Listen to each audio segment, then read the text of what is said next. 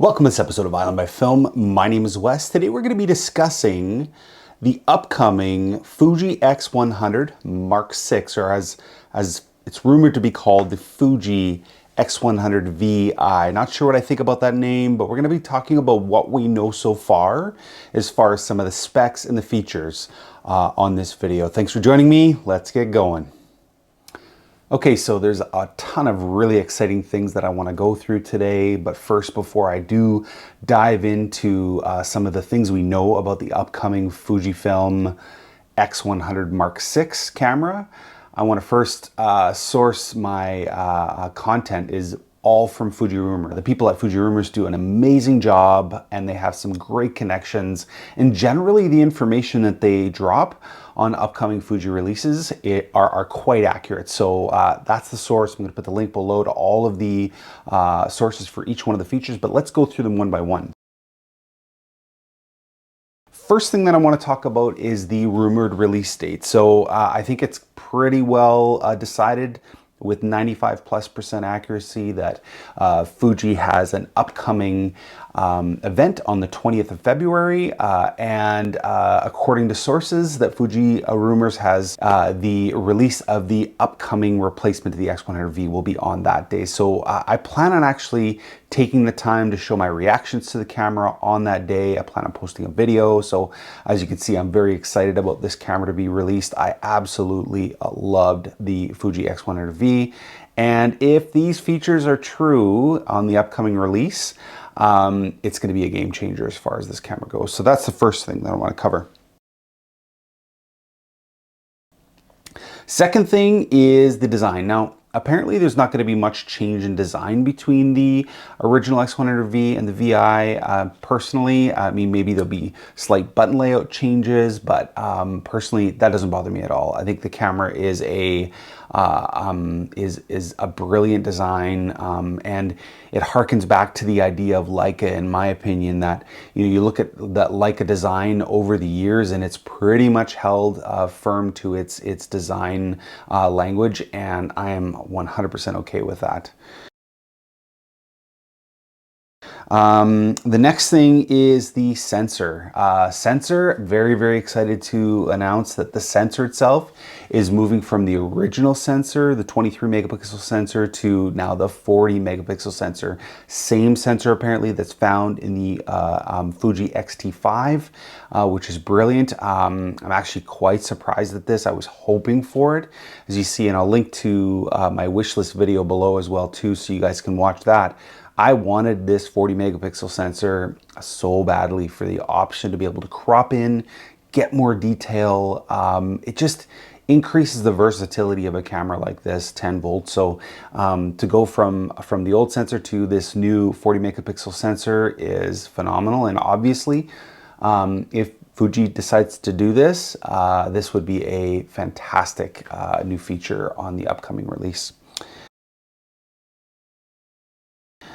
Stabilization. This is another one I'm really excited about. IBIS, In-Body Image Stabilization.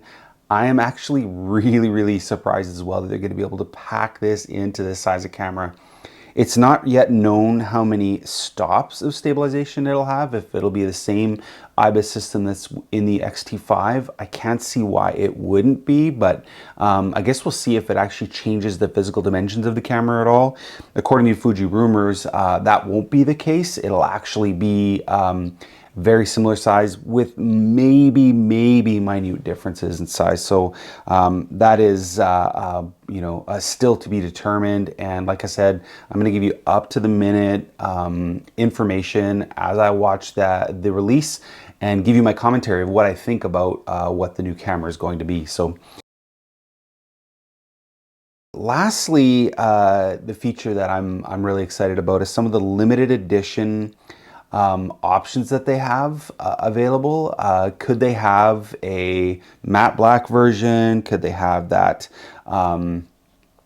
really ruggedized material that they found in the X Pro 3 and they made in the X Pro 3 in the limited edition versions?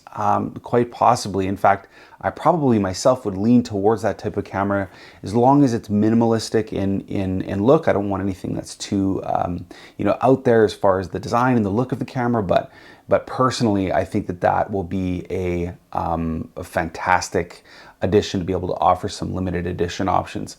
I suspect, unless Fuji's made some distinct upgrades to their manufacturing and potentially new factory, these might be really difficult to get a hold of. So I would like to place an order on pre-order day so that I'm ready to go and I'm ready to order this camera up. I don't know how long it's going to take to source the camera and to get it, but it'd be really interesting to see some of the review cameras. I'm sure there are already YouTubers out there that are running around with this camera, shooting, creating their first videos to drop on day one of the announcement. I'll be watching all of those as well, I'm sure. But at the same time, I want to get my hands on one of these. I want to share with you my opinions of this camera. And so hopefully I can place an order day one. I would imagine the resale market on this thing, if the availability is limited, will be out of this world. So I suspect that for a long time, just like the X100V, this camera will hold its value throughout the whole process as well too, for years to come. So Fuji's just done such a great job of building photographic gear that you want to have and you want to own and want to upgrade to. And the X100V was an amazing example of exactly that. So those are so far the announcements that have been made, the things that we know with quite close certainty that will be upgraded in the new Fuji X100 Mark VI, or it's called the X100VI. So yeah, thanks for joining me on this episode of Island by Film. This was just a quick one, and I hope you enjoyed it. Please consider liking and subscribing. I really, really enjoy your comments on my content, and I hope you enjoy what I'm doing on this channel. And it means an absolute ton that you guys are taking the time to watch this video all the way through. Thanks again for joining me on Island by Film.